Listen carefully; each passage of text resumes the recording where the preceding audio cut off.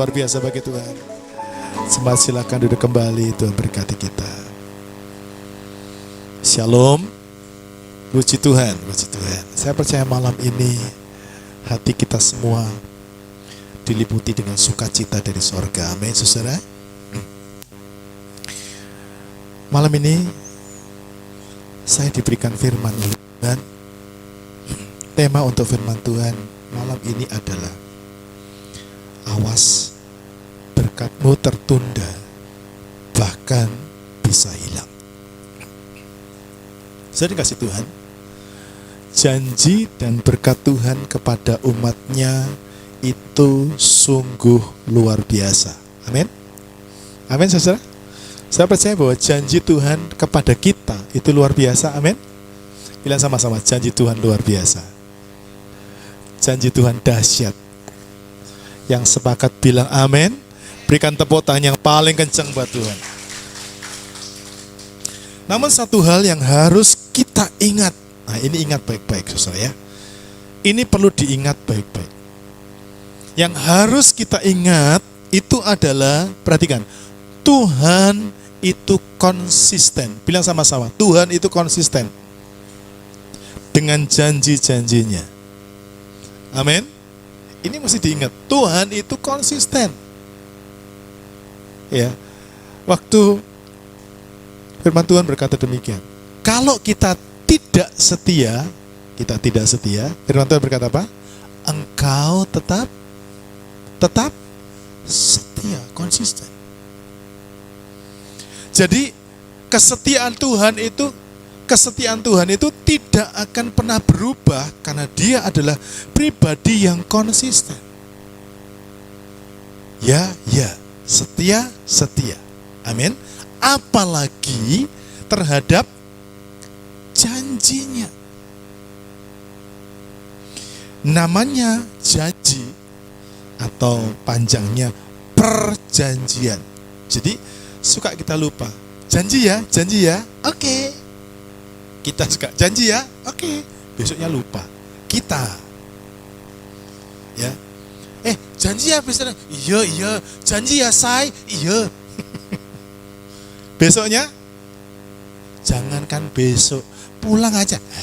Biar aja, kita janji aja. Kita itu bisa nggak konsisten dengan janji. Tapi kalau Tuhan tidak. Karena janji bagi Tuhan, perjanjian itu harus dijalani dan disepakati oleh dua belah pihak. Betul? Kalau ada perjanjian itu pasti ada dua belah pihak. Ya. Pernah lihat ini? Orang bikin perjanjian di atas materai. Pihak pertama, lalu pihak kedua. Nah, Tuhan itu sebagai pihak pertama. Catat baik-baik. Pihak pertama itu selalu yang punya. Pihak pertama itu selalu yang besar. Nah, Tuhan itu adalah pihak pertama. Bila sama-sama, Tuhan itu pihak pertama yang bertanggung jawab untuk memenuhi janji. Amin. Dia penuhi. Tuhan itu adalah Tuhan yang suka memenuhi janji. Amin.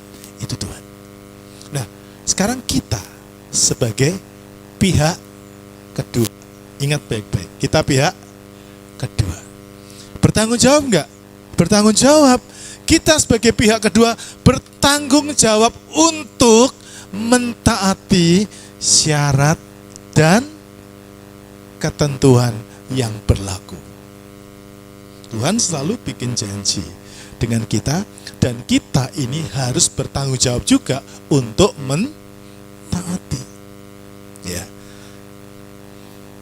Apakah saudara dan saya sadar akan hal ini? Bahwa kita bertanggung jawab untuk mentaati syarat dan ketentuan. Kali kita komplain dengan janji. Tuhan itu, aku sudah berdoa. Mana? Kita lupa, halo? Kita bertanggung jawab untuk mentaati syarat dan ketentuan yang berlaku. Misalnya contoh, saudara beli handphone, baru 1 hari dipakai, masuk ke dalam air. Anda bawa ke tokonya, Anda minta garansi, berlaku apa tidak? Dikasih garansi apa enggak? Enggak. Kenapa? Masuk dalam air. Makanya baca buku petunjuknya. Ya, jangan kena air. Kalau kena air, garansi tidak berlaku. Nah, ini seringkali kita nuntut sama Tuhan, kita enggak baca buku petunjuknya. Di sini ada kartu garansinya. Apakah Anda sudah baca? Rugi kalau enggak baca. Tapi memang orang Indonesia itu kalau beli apa saja, beli handphone, beli TV, beli laptop, beli apapun, enggak pernah itu bukunya disimpan. Apalagi dibaca. Ya. Habis dibuka yang dicari apanya? Handphonenya, casnya, ya, bukunya sama dosnya dibuang. Ya, ini yang sering kali terjadi. Sehingga kita nggak ngerti isinya apa. Nah, kembali, kita mesti sadar, saudaraku ya, kita harus menyadari akan hal ini, bahwa Tuhan itu pasti bertanggung jawab untuk memenuhi semua janjinya kepada kita. Amin. Tapi ingat, kita juga bertanggung jawab untuk memenuhi syarat dan ketentuannya. Ya, saya pelan-pelan untuk membimbing saudara, untuk saudara bisa mengerti akan apa yang Tuhan mau katakan bersama-sama malam hari ini. Bangsa Israel ini pernah mengabaikan tanggung jawabnya. Ya, bangsa Israel ini pernah mengabaikan tanggung jawabnya. Dia mengabaikan janjinya kayak kita. Kadang-kadang kita ikut Tuhan, yo ikut Tuhan. Kita lupa. Waktu kita berkata, mau terima Yesus sebagai Tuhan dan Juru Selamat, mau. Kita deal dengan Tuhan, kita bikin apa? Perjanjian. Kita berkata, Tuhan masuklah dalam hatiku, jadilah Tuhan dan Raja atas hidupku. Amin. Kita sedang bikin janji. Engkau menjadi satu-satunya yang aku sembah, engkau satu-satunya yang aku puji, engkau satu-satunya yang aku ikuti. Hari itu selesai bikin janji, lupa. Ini seringkali. Nah, bangsa Israel pernah ngalamin itu. Saya ingin ajak saudara lihat dalam Bilangan pasal 14 ayat 28 sampai dengan ayat yang ke-35. Pak Kris siap dengan baiknya? Nanti saya akan bacakan ayat yang ke-28. Bapak Ibu Saudara bersama dengan Pak Kris akan membaca ayat 29. Kita bergantian sampai dengan ayat yang ke-35. Bilangan 14 ayat 28 sampai dengan ayat yang ke-35. Siap semuanya? Siap?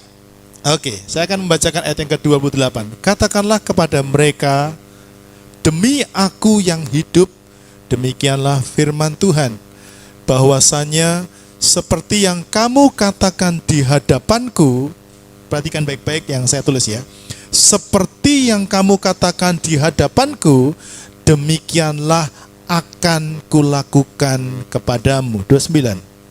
Di padang gurun ini, bangkai-bangkaimu akan berhantaran, yakni semua orang di antara kamu yang dicatat, semua tanpa terkecuali, yang berumur 20 tahun ke atas, karena kamu telah bersungut-sungut kepadaku.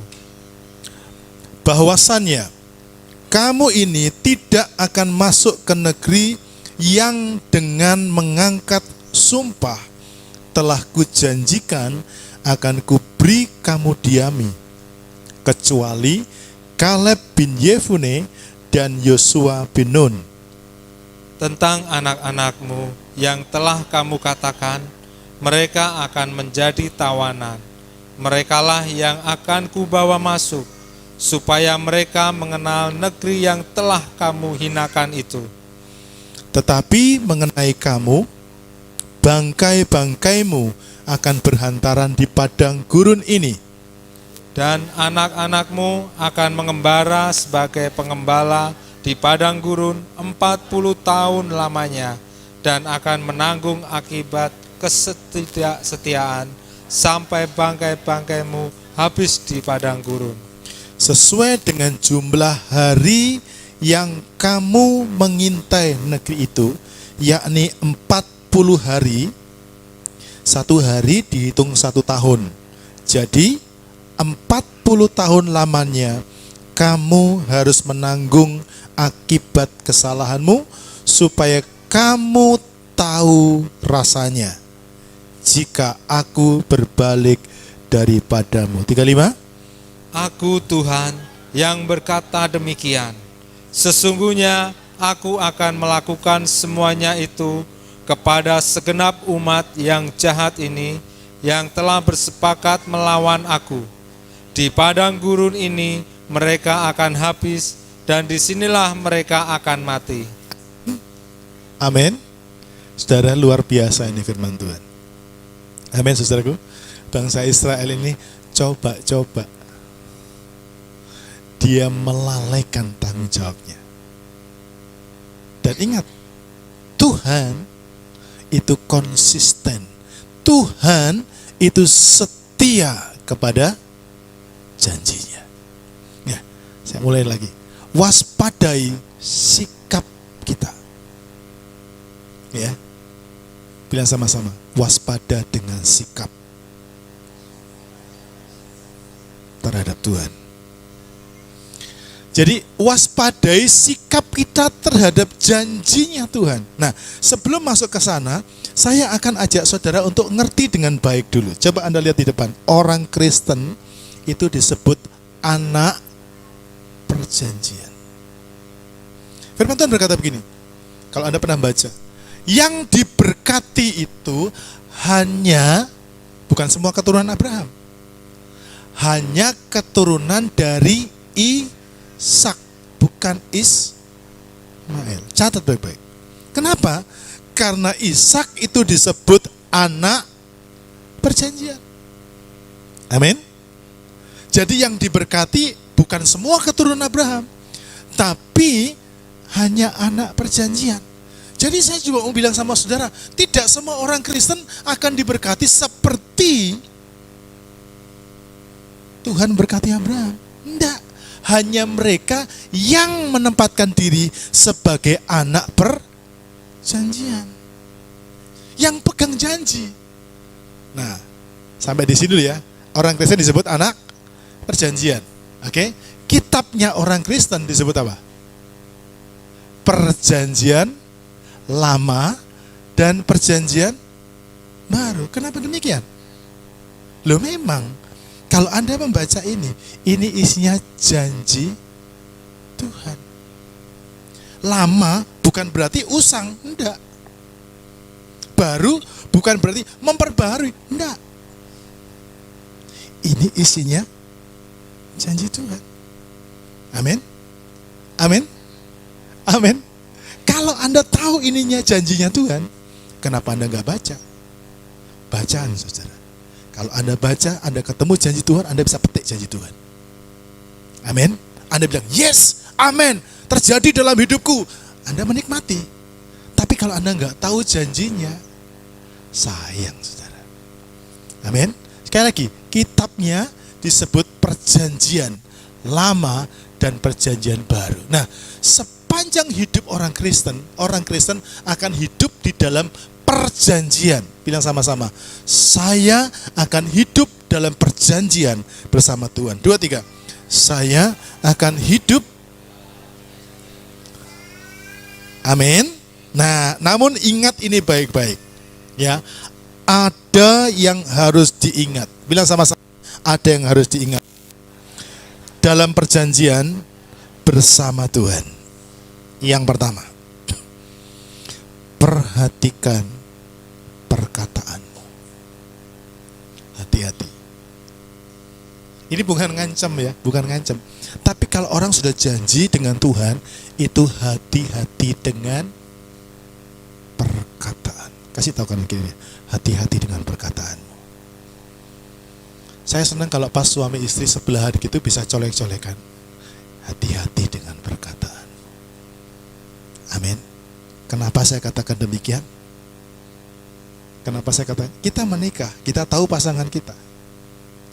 Saya kalau istri saya ngomong, saya kadang, ya, karena memang wanita itu ditakdirkan.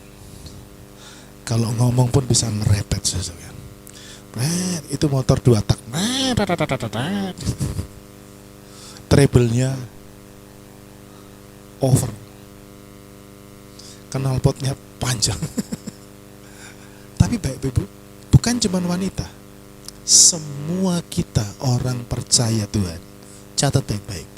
Perhatikan perkataan. Bahasa setengah kasarnya, hati-hati dengan mulutmu. Amin.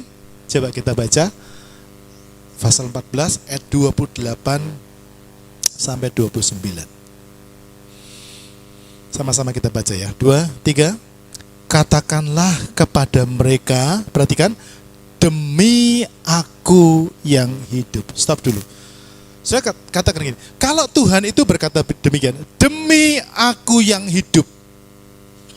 Saudara pernah ngomong sama teman, bener gak? Bener. Demi. Demi. Artinya apa? Artinya apa? Janji, apa lagi? Sumpah. Jadi untuk ngomong di ayat yang ke-28 ini, Tuhan itu bersumpah. Tuhan itu memastikan. Jadi catat baik-baik. Apa yang dijanjikan Tuhan, ini pasti akan terjadi. Amin. Coba lihat baik-baik. Demi aku yang hidup, sama-sama. Demikianlah firman Tuhan, bahwasannya, perhatikan yang warna kuning ini. Bahwasannya apa? Seperti yang kamu katakan di hadapanku, demikianlah akan kulakukan kepadamu. Coba ini baca untuk diri sendiri. Seperti yang kamu katakan kepadaku di hadapanku, akan kulakukan kepadamu. Coba. Kalau Anda gunakan mulut untuk apa? Mati aku. Tuhan bilang apa? Aku lakukan kepadamu. Halo? Kadang, saudaraku, kita mengumpat, kita marah, kita ngomel. Karena jengkel dengan orang lain, ngomongnya sama siapa? Aku ngomong di kamar. Di kamar tuh Anda ngomong sama siapa? Halo? Ngomong sama siapa? Tuhan. Hati-hati ngomong di tempat yang tidak ada orang. Berarti Anda ngomong sama siapa? Tuhan. Satu kali Miriam. Miriam itu kakaknya Musa. Saudara tahu siapa Musa? Adiknya Miriam. Siapa Miriam? Kakaknya Musa. Bulat aja ini saudara. Nah, waktu Musa lahir, Miriam ini yang jaga adiknya. Adiknya ditaruh di keranjang, dihanyutkan di sungai Nil. Kakaknya tengok dari jauh. Nah, satu ketika, waktu berjalan, adiknya ini jadi pemimpin bangsa Israel. Keluar dari Mesir. Termasuk yang dipimpin siapa? Kakaknya. Lalu kakaknya gimana? Cemburu, otoritas. Ngomong di dalam kemah, nggak ada siapa-siapa. Ngomel di dalam kamar, nggak ada siapa-siapa. Saudara tahu? Nanti baca. Tuhan marah sama Miriam. Padahal nggak ada siapa-siapa. Dan Tuhan ngomong sama Miriam, Miriam, kalau aku ngomong sama Nabi, aku paling ngomong sama pakai penglihatan. Aku ngomongnya pakai mimpi. Tapi asal kamu tahu, kalau aku ngomong dengan Musa, aku face to face, aku berhadapan muka dengan Musa. Artinya Musa ini istimewa. kakaknya menganggapnya junior. Ngomel di dalam kemah. Ada orang? Apa yang terjadi? Miriam kena kusta. Dan bangsa Israel. Jadi mereka tuh tinggal dalam sebuah komplek gitu ya. Jadi ada namanya komplek perkemahan. Nah, kalau mereka punya satu tempat di luar perkemahan jauh, itu tempat pembuangan akhir. Orang BAB di sana, orang buang sampah di sana. Nah, termasuk orang yang kena kusta tidak boleh tinggal di perkemahan sampai sembuh. Saya mau tanya, berapa lama sembuhnya kusta? Tadi saya WA sama seseorang, dia bilang gini, papaku sudah nggak mau minum obat. Papaku mau sekali minum langsung sembuh. Saya bilang, ya mungkin sudah jenuh, udah banyak obat diminum. Perhatikan. Dia tinggal di luar perkemahan, hukuman yang ngeri. Oke? Nah, saya mau tunjukkan kepada saudara, kuasa perkataan ini ngeri, saudaraku. Kalau Anda nggak ingat, jadi saya kepingin setiap saudara dan saya itu selalu ingat bahwa kita ini berhadapan muka dengan Tuhan. Amin. Coba kita baca ayat yang ke-29. Sama-sama. 2, 3. Di padang gurun ini bangkai-bangkaimu akan berhantaran, yakni semua orang di antara kamu yang dicatat, semua tanpa terkecuali yang berumur 20 tahun ke atas, karena kamu telah bersungut-sungut kepadaku. Ngeri ya. Di padang gurun ini bangkai-bangkaimu akan berhantaran. Artinya apa? Mati. Kalau kita ini gak gunakan mulut kita, resikonya adalah mati. Siapa yang mati? Jelas Alkitab berkata, mereka yang umurnya berapa? 20 tahun ke atas. Yang 20 tahun ke atas, angkat tangan. Yang 30 gini-gini, saudara. 20 tahun ke atas, angkat tangan. Kenapa 20 tahun ke atas? Sudah bisa membuat keputusan. Sudah bisa bertanggung jawab. Tapi kalau masuk ke Israel, harus 22 tahun ke atas.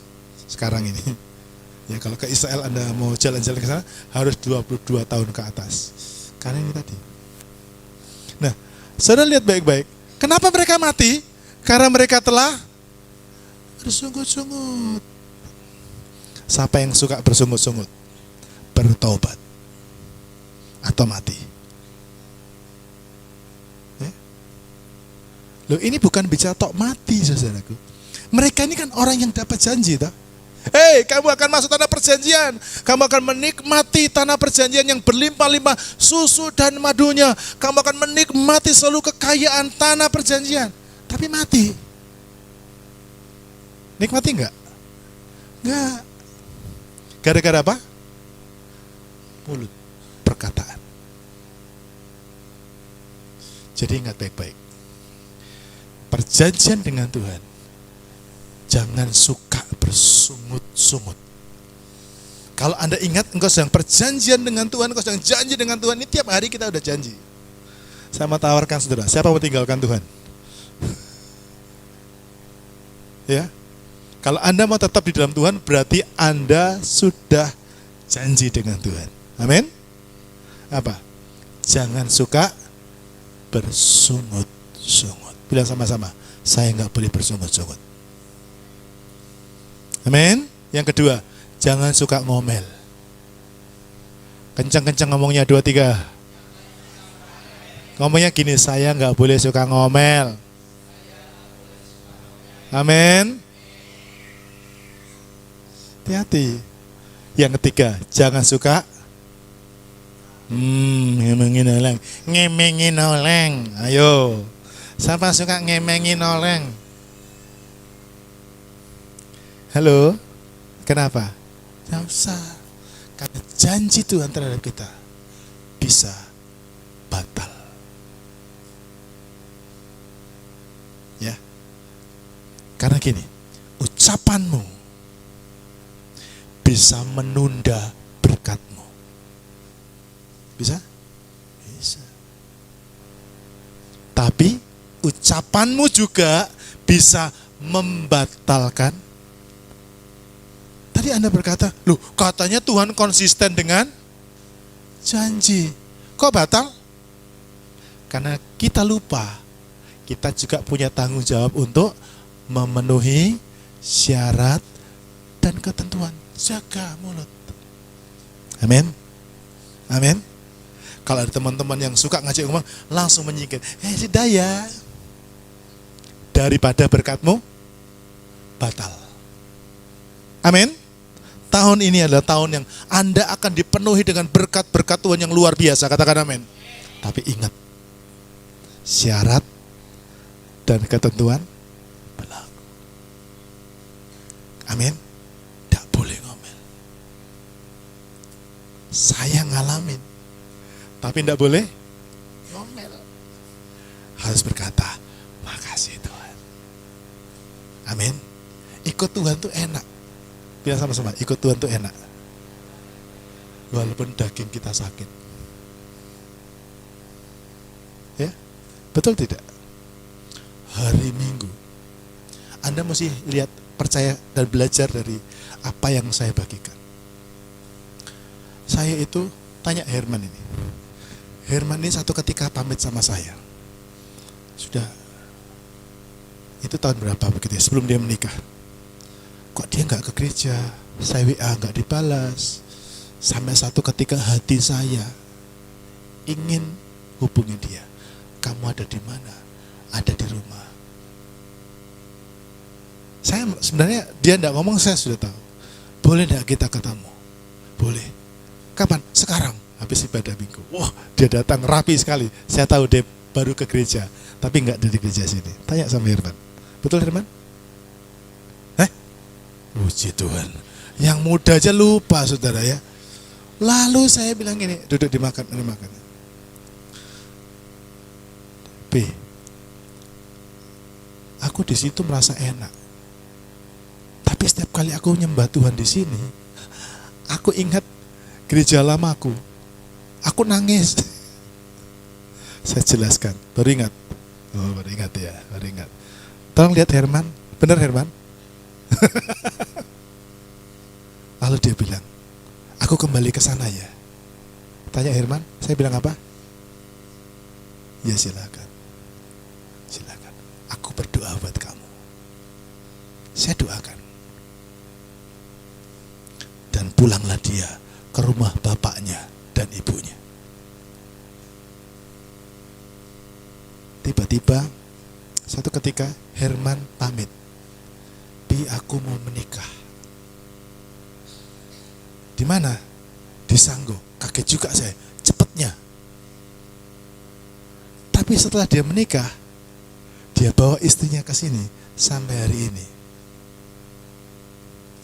Saya juga bingung, siapa yang suruh? Nah, tadi malam saudara, saya kaget juga, ibu gembala bisi saya. Pak, ada yang pamitan. Pamit kemana? Pindah gereja. Oh ya enggak apa-apa. Tapi daging ini sombong. Hati-hati dengan daging. Daging ini sombong. Hati saya pure ikut mau Tuhan. Tapi daging ini sombong. Coba cubit dagingnya. Sombong kamu ini. Yang sombong itu daging. Wih, di sini tuh merasa begini. Waduh, aku malu. Gitu. Banyak orang. Tapi di saat itu saya lawan dan saya berkata, saya videoin, saya sengaja videoin sampai selesai. Dan saya putuskan, ayo kita doakan dan kita berkati. Yang ibadah sore tahu ya, saya doakan, saya berkati. Pulang ibadah, hatiku meluap dengan sukacita. Dengarkan, iblis itu memang senang mempermalukan daging. Bilang sama-sama, iblis senang mempermalukan daging. 2, 3. Tapi Tuhan senang mengganti malunya kita dengan kemuliaan. Saya baru khotbah loh kemarin. Kita keluar dari masa dipermalukan, masuk di masa kemuliaan. Malamnya aku dipermalukan. Tapi aku berkata, yes, berarti kita akan dipermuliakan Tuhan. Yang sepakat berikan tepuk tangan yang sebelah Tuhan dan bilang amin. Amin. Amin. Amin. Itu janji Tuhan. Saya lihat itu, wah keren ini saudara. Satu orang pergi, Tuhan akan ganti dengan ribuan orang, katakan amin.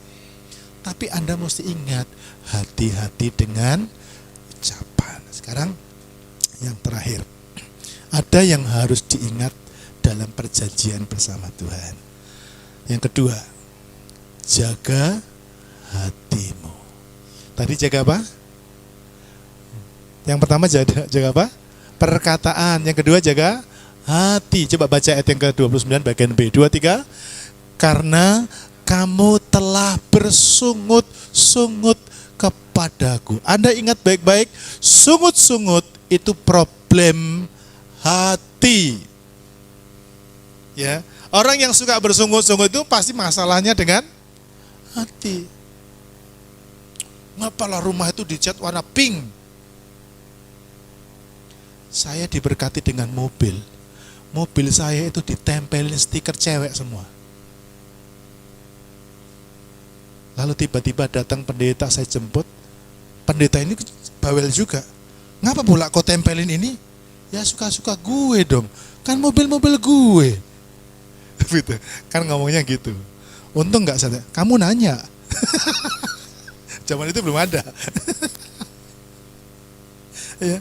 Jadi mobil ikan warnanya pink. Ikan di jendela ikan semuanya. Yang sopirnya ganteng. Variasinya pink. Lalu yang kenapa mobilmu kau tempelin semuanya? Dia lihat kaki sampai atas. Ini laki atau perempuan ini? Saya tahu karena saya punya anak-anak perempuan. Wah, yang senang ditempelin. Tapi saya juga harus sadar istriku perempuan.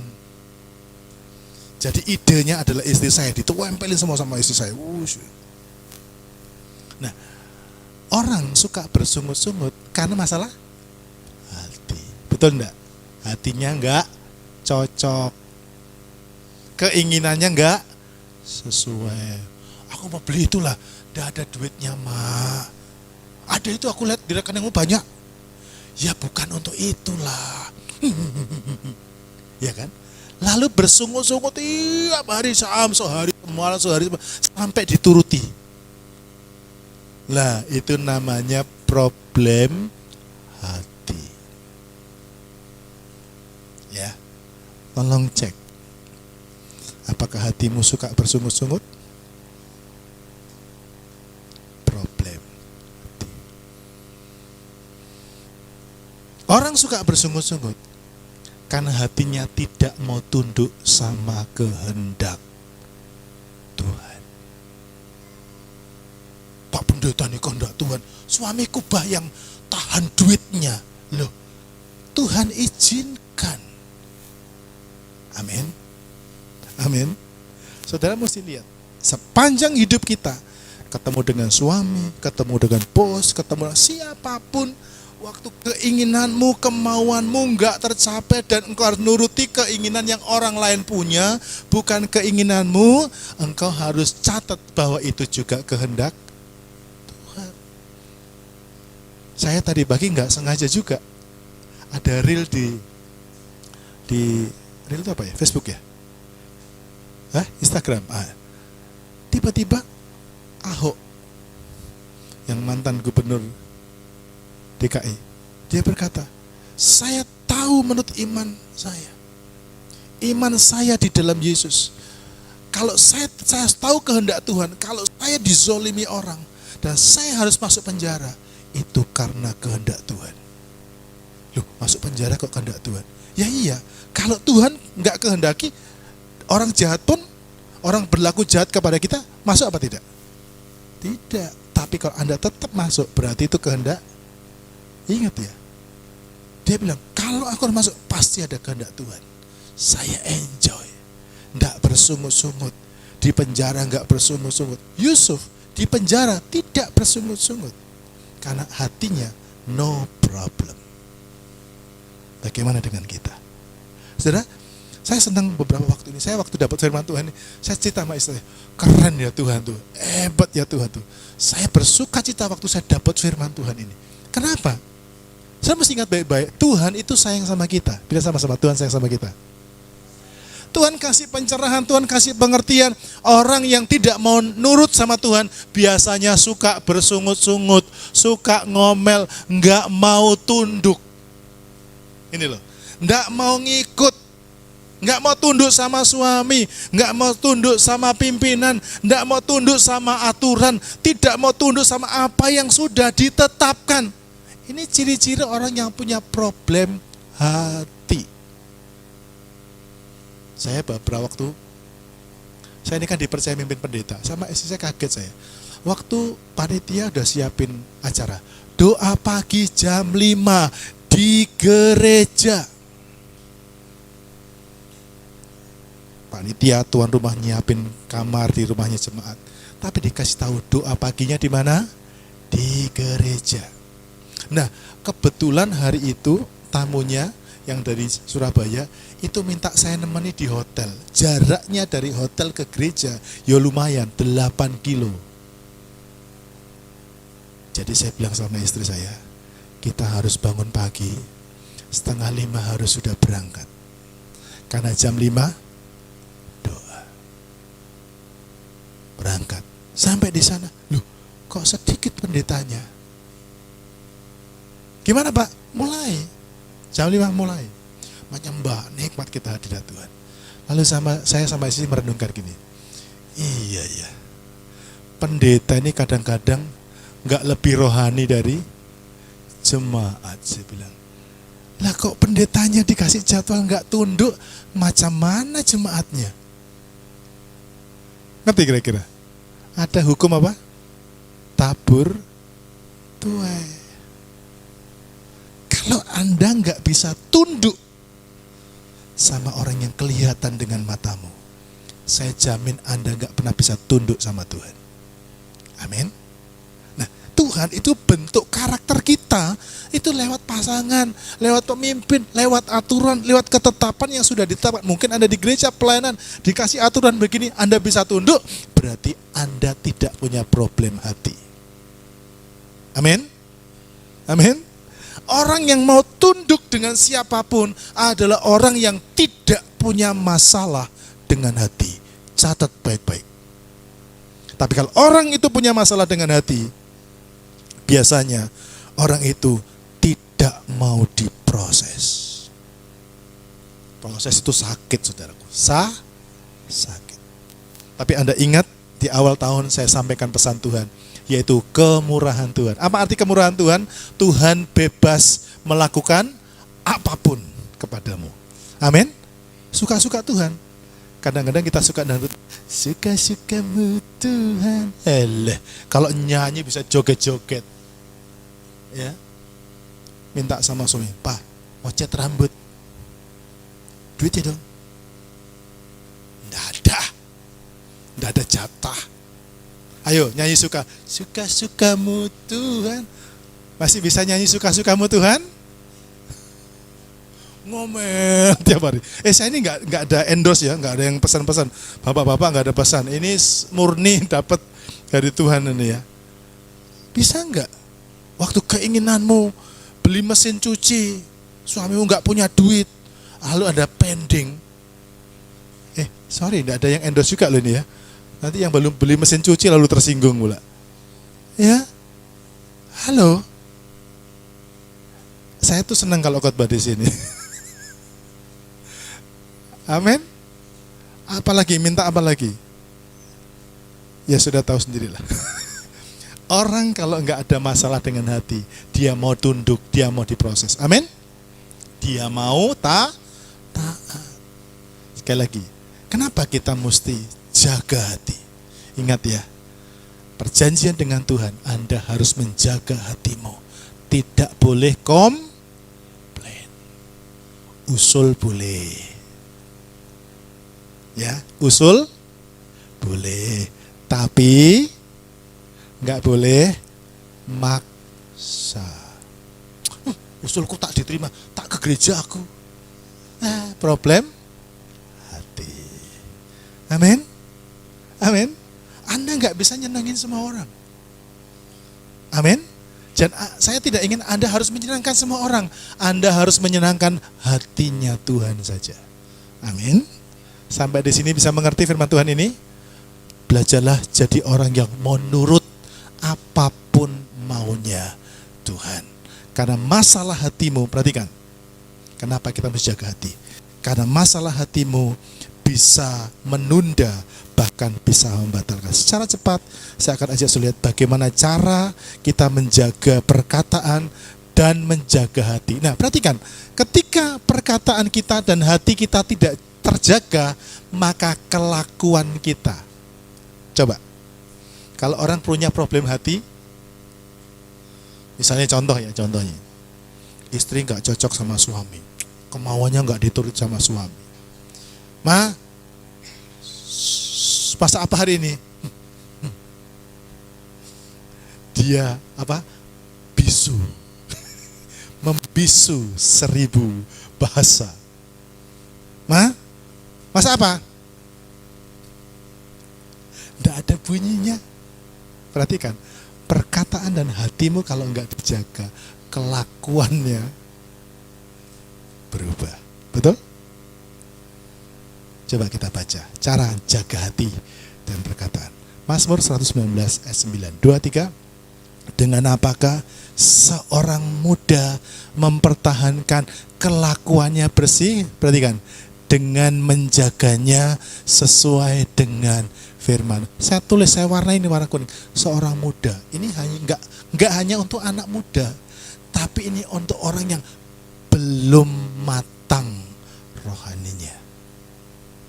Kalau Anda ingin jaga kelakuanmu, perkataanmu, hatimu hanya dengan firman. Makanya saudara harus memiliki kesukaan untuk baca firman Tuhan tiap hari. Harus suka baca Alkitab. Sukalah baca Alkitab. Amin. Loh Pak, saya sudah tua Pak. Biarpun sudah tua, harus suka baca Alkitab. Saya lagi mikirkan macam mana ya ada jemaat kita yang gak bisa baca nulis. Mungkin saya kumpulkan satu tim relawan yang mau datang ke rumah-rumah jemaat untuk membacakan orang-orang yang tidak bisa baca. Loh, ini pelayanan loh. Ya, akong-akong yang sudah tua-tua itu kan perlu dengar firman. Kalau nggak ada firman nggak tumbuh iman. Kelakuannya nggak terjaga. Pertama, miliki kesukaan baca firman. Yang kedua, klik. Oke, Mazmur 95 ayat 6 sampai 8. 2, 3.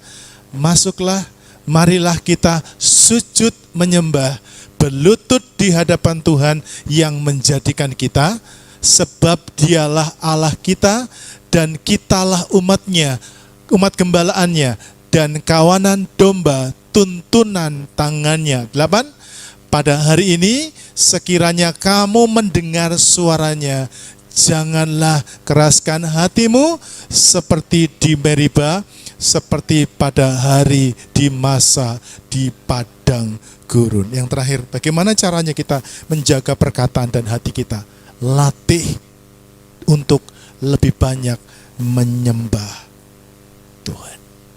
Saudara, nggak ada yang bisa ubah hidup kita kecuali kita suka lekat sama Tuhan. Amin. Hari-hari ini kita sedang memasuki satu momen yang luar biasa. Saya bilang tahun 2023 ini bukan tahun gelap lagi. Saya bilang tahun yang luar biasa. Katakan amin.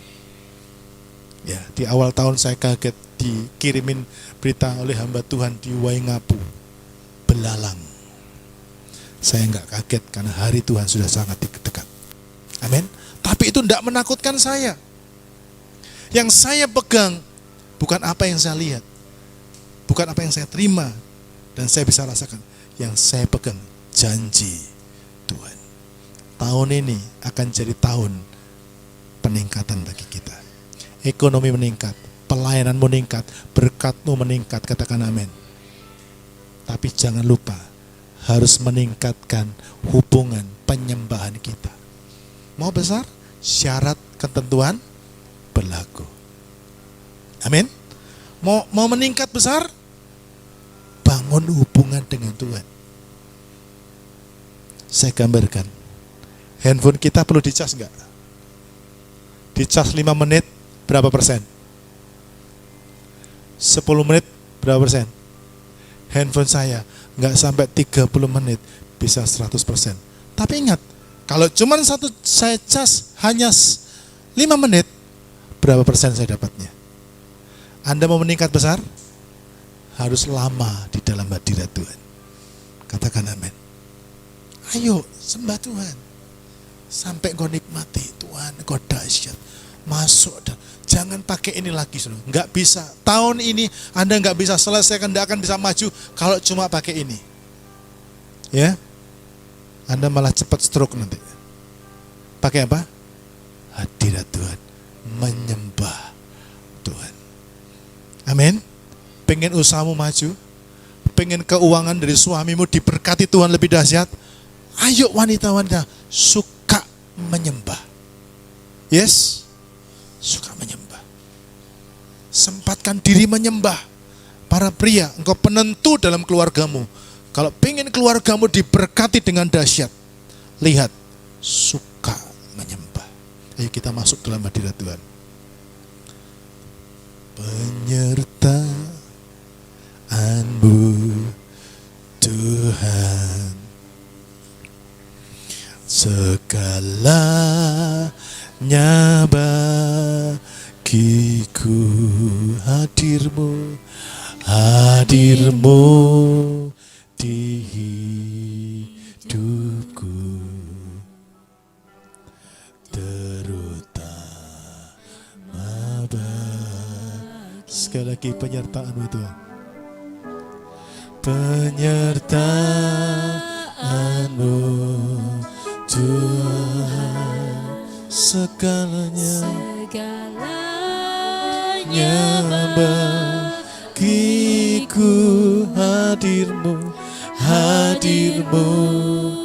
di hidupku, terutama katakan anugerah-Mu,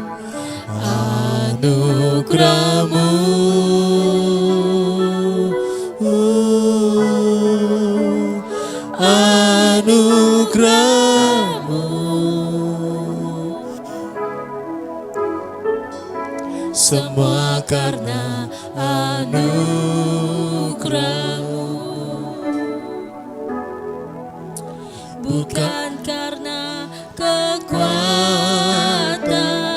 Semua Tuhan, rasakan Dia hadir.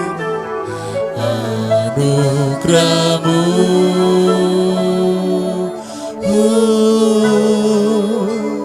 anugerah-Mu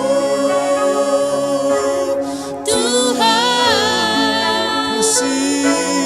kasih dan sayang-Mu, sumber kekuatan bagiku. Mari berikan tepuk tangan yang luar biasa bagi Tuhan. Nyanyikan. Penyertaan-Mu, kami butuh penyertaan-Mu Tuhan, untuk melihat anugerah-Mu dinyatakan. Oh, kami butuh anugerah-Mu Tuhan, hadir-Mu di hidupku, terutama bagi anugerah-Mu,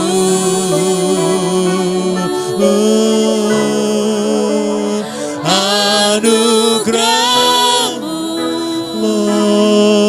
Lord, semua karena anugerah-Mu,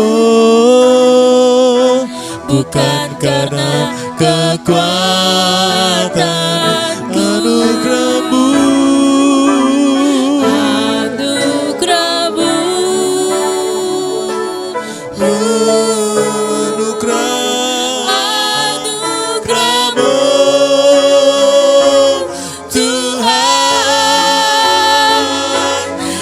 kasih dan sayang-Mu, sumber kekuatan.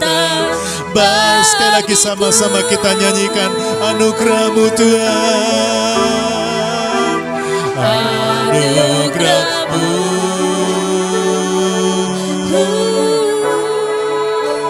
anugerah-Mu,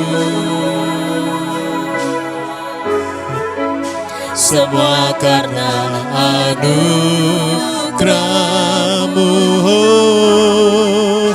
bukan karena kekuatan. Haleluya.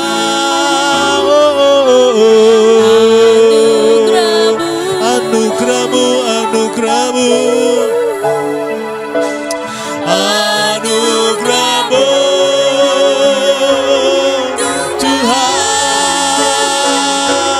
kasih dan sayang-Mu, sumber kekuatan bagiku. Siapa yang rindu, sungguh-sungguh rindu dalam hidupnya untuk mengalami anugerah Tuhan yang limpah dalam hidupnya? Anda boleh angkat tanganmu di hadapan Tuhan. Siapa yang mau komitmen untuk memiliki kebiasaan baca firman tiap hari? Angkat tanganmu di hadapan Tuhan. Siapa yang kepingin benar-benar tahun ini menjadi tahun di mana Tuhan memindahkan engkau dari masa kelam kepada masa penuh kemuliaan. Angkat tanganmu di hadapan Tuhan. Saya mau beritahu sama saudara yang Tuhan taruh di hati saya. Jangan takut dengan apa yang saat ini terjadi di depan matamu. Mungkin yang kau lihat dengan matamu sesuatu yang buruk, sesuatu yang kamu tidak kehendaki, bukan keinginanmu. Dan kau merasa, aku enggak tahu bagaimana caranya, aku enggak berdaya. Tapi dengar, waktu engkau menyembah Tuhan, di situ kuasa Tuhan bekerja, bukan kekuatanmu yang kerja. Saya diingatkan Tuhan ketika Yosua berperang.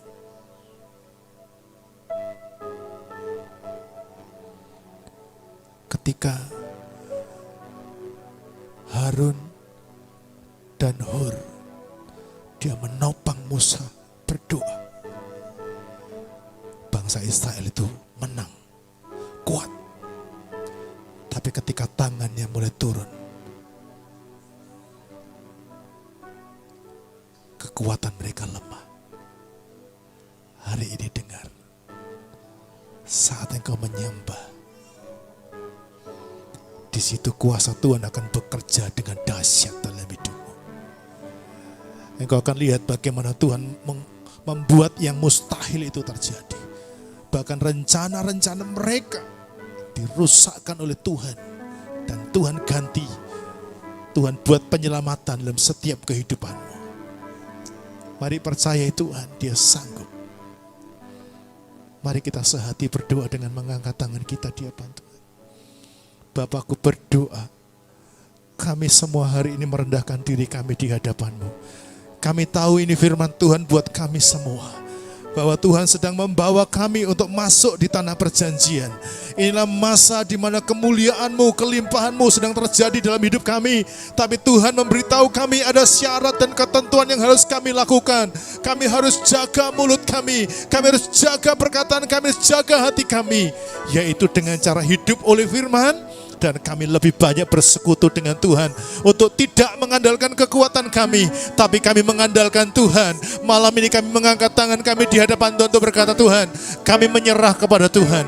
Kami tahu Engkau yang bisa mengubah kami. Kami tahu Tuhan yang berikan masa depan bagi kami. Kami tahu Tuhanlah satu-satunya pribadi yang sanggup melakukan perkara besar. Malam ini kami terima dengan percaya, orang yang bersekutu dengan Tuhan, orang yang hidup dalam penyembahan adalah orang yang diberi kekuatan oleh Tuhan, menikmati semua janji Tuhan. Kami sepakat untuk berkata, kami membangun mezbah Tuhan. Kami dan semua jemaat Alpha Center bersepakat, kami membangun penyembahan yang lebih dalam. Kami membangun penyembahan yang lebih dalam dengan Tuhan. Kami mau lebih dalam menyembah, lebih dalam menyembah, lebih dalam menyembah. Karena saat kami menyembah, ada kekuatan besar mengalir dalam hidup kami. Ada kekuatan yang dahsyat mengalir dalam kami. Kami melakukan perkara-perkara yang tidak pernah kami bayangkan. Itu dikerjakan Tuhan dalam hidup kami. Tuhan, sekarang kau lihat jemaat-Mu satu demi satu. Syarat dan ketentuan itu berlaku. Tapi kami yakin, yang melakukan firman, yang hidup dalam penyembahan, dia akan berkemenangan dengan dahsyat. Dan kami sepakat tahun ini adalah tahun peningkatan. Kami akan lebih daripada pemenang. Kami akan dipindahkan dari masa kelam kami dan nikmati kemuliaan Tuhan yang besar. Yang percaya katakan amin dan berikan tepuk tangan yang luar biasa bagi Tuhan. Sebentar kami akan pulang ke rumah masing-masing. Berkatilah semua kami, berkati usaha kami, berkati pekerjaan kami, berkati pernikahan kami, berkati anak-anak kami, berkati kedua orang tua kami, berkati apapun juga yang kami doakan. Tuhan, kami percaya ini waktunya semua doa kami dikabulkan oleh Tuhan. Karena itu jemaat yang dikasih Tuhan, pulanglah dan terimalah berkat Tuhan menyertai saudara hari ini sampai Maranatha. Tuhan Yesus datang yang kedua kali. Dalam nama Yesus Tuhan yang dahsyat, yang sepakat bersama-sama kita berkata, amin. Beri tepuk tangan yang dahsyat bagi Tuhan. Selamat pulang, Tuhan berkati.